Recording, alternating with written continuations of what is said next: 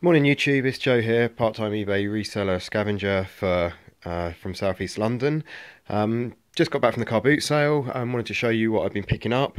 I'm really fortunate where I live, the car boot sale runs all year through, and although there's mainly dealers in and sort of traders, I still seem to pick up a load of good stuff. Got a few things here from charity shops as well in the week, but I'll just go through it, let you know, and then a few outgoings. So first thing I got was this Diabolo 2 with the expansion set, and that was 50p for each of them, so £1, and that goes for about, should bundle those up and probably get about a tenner for those two. Something which I've not really ever bought before is cassettes, but I know there's a bit of value in some of these older nows. Some of them go for sort of 6-7 quid. I made to do them as a bundle together, but 5, 6, 7, 8, 9 and 13. And then this, I don't know if there's any value in this. This was Monster, 32 Monster hits. Yeah, I'll have to look through, I'll have to sort of see if there's anything in that. But those were 50p each, well I paid £3 for all of those, so that was quite a good pickup. I've not really done much of that stuff before, so yeah, pleased with that. Couple of pair of diesel jeans. It's quite interesting, the guy had them sort of hanging up on his car, the jeans, and he goes, oh, they're a pair of diesel they are, and I thought, oh right, he obviously is going to price them high, but he wanted £3 for them, and they're a pair of Larky, and Larky are one of the easiest pairs of diesel to sell. It's got the green, white and red stripe here, which means made in Italy. I think I've said that on previous videos. Not all diesel jeans have that, and it doesn't mean they're not real if they don't have that, but that just signifies that these ones were made in Italy. They're a bit I mean, I wouldn't wear them. They've got a lot of rips in them and sort of fraying and detailing, but that is how they're sold. So yeah, should do alright with those. Larky tend to sell really well.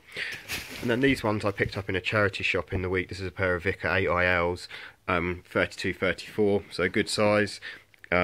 Much more standard. They still got a bit of distressing as well, which is again how they're sold. Don't be put off by some diesel jeans thinking, oh gosh, they've got rips in them or they're trashed. Quite often that's how a lot of them are sold new. So yeah, those were £6, so should do well with those.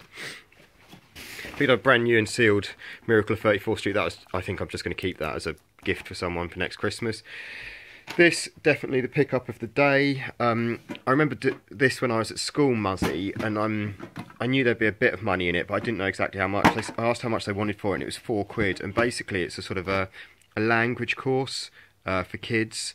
I didn't look it up, I just assumed there'd be some money in it. Turns out one sold recently for 50 quid. There's one on there listed at the moment for 65 quid and stuff like that. So yeah, that was a great pickup. I paid £4 for that, and it's never been watched, it's new.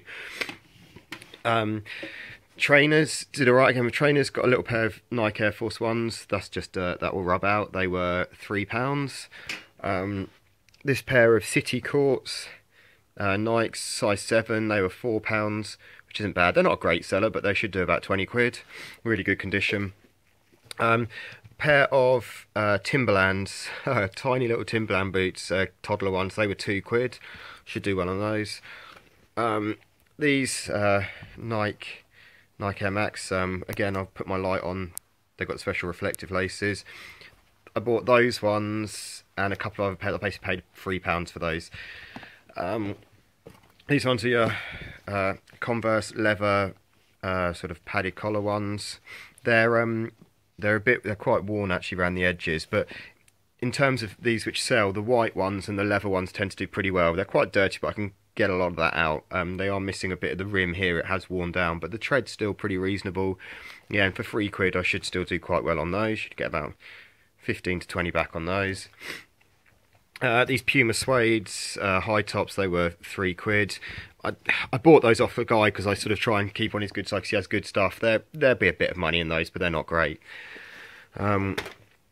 Pair of football boots, Nike Total 90. I don't think these are a particularly desirable pair, but again, it's a guy who I like to stay in his good books, and he keeps trainers and stuff aside for me. And if he keeps it aside for me, I never buy anything. I feel a bit bad because occasionally he does just have real bumper loads of great trainers. So yeah, only wanted £2 for those, so bought those. This is off the same guy who I bought the other Nike Air Maxes. These are Air Force Ones, and they were size 5, so good size, and they were £3. And with Air Force Ones, you get this little tag on the adult size ones at the front. And sometimes, if you can, it's good if it's got it. If it's not got it, it's not the end of the world, but it does help for selling them. And sometimes people change the laces. You'll often find that those aren't there because they just take the laces out or something. But yeah, that always helps if that's got that there. So I could tell that these were like the original laces, I'd assume. So that was good. They were £3. These ones a bit more expensive. These are size 5 Nike Air Max 90s, black ones, all black ones, really nice condition. They were £8, and then I paid £5 for this pair of Nike Air Max as well. I've not sold this style of Nike Air before. These ones are a bit worn on the heels and on the balls, and they were £5, but should still get considerably more back for them than that.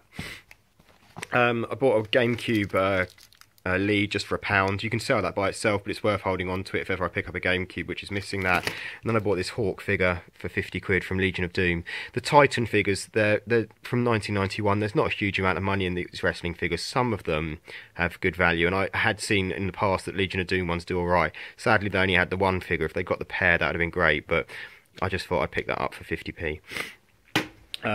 Still from the boot sale, Scrabble I paid, well, I bought 4 games for £5, so what's it? Yeah, so £1.25 for Scrabble.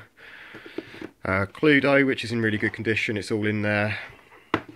Junior Cranium, which is a good one. The Play-Doh has dried out in there, but it's got everything else, which is great, and that's a really good seller. That can go for sort of £20 plus, sometimes £30 even. So I just need to replace the Play-Doh with something I'll buy off the internet and do that. Atmosphere, so those were the 4 games, which was great. Paid £2 for this Risk. It looks like it's pretty much all there. A couple of the sets haven't even been popped. The tokens, the characters are still sort of in their plastic holdings, so that was good. And so I assumed it was all. It was pretty complete. It looked good. It looked like most of it was in there, and it had all the dice. So yeah, hopefully I'll count through some of that later and see how that is. Really nasty horse race game. I bought that from a charity shop in the week, and I paid £1 for that. I've sold that in the past. This is the older version, but it still does all right. A couple of media bits. Buffy the Vampire Slayer, I paid £2 for that. That one does reasonably well. And then this Animal Crossing game, that was £3. Maybe it's only about an £8 game, but it's such an easy list and an easy sell. So yeah, not brilliant, but not bad. Now this was probably the most interesting thing I picked up from charity shops in the week. This is sort of a Pound Puppies, what's it called, Wind Up Getaway Railroad, and it's got a mat in there. It's got the bits of track, and sort of all the pieces are in there. I paid £5 for it. They had some Sylvanian family stuff in there which they had significantly overpriced, but this I thought for £5 I'd take a chance on it. So I couldn't see any of them listed. I don't really know much about that, but yeah, I'll let you know how I get on with that. And then I bought a Trivial Pursuit, that was in the pound shop as well, so yeah, it's got most of the bits in there. In terms of things which I've sold yesterday, not a huge amount. Sold a couple of these Animal Crossing CDs. That's cleared the last 2 of those I've got, and I looked on Nintendo Store and they're back up to a tenner, so I won't get any more of those for the time being. I sold these 4 large wheels for £10 plus £5 shipping, and that came from the bundle which I paid a £5 for, so that's great. That's already the money back. And then the Risk, which I paid I think a couple of quid for, I've sold for £18 plus a tenner shipping, because that's going overseas. So yeah, so all in all, pretty good pickups actually, and pretty good week. I photographed all my jeans which I had. Yeah, they're on the bed. I sort of photographed all these guys. I listed everything else which I'd photographed this week. These still have to be listed, so I should try and do that this weekend. Although I'm hosting with the charity I work for a burn supper for 50 people and just have loads of stuff on. I've got a christening tomorrow, so I don't know when I'm going to find the time to do it, but you know, there we go. I will get it done. They're photographed, they're sort of ready to be listed. I've written all the details down. Also just wanted to follow up, I was watching Tom the English Picker. He had a rant video, and he was saying how he doesn't like some of the pricing structures in charity shops and some of the ways they do things and stuff like that. And I agree with him on so many levels. A good example of it is my wife went into a charity shop the other day, picked up a jumpsuit she liked the look of, and it was priced at 25 quid.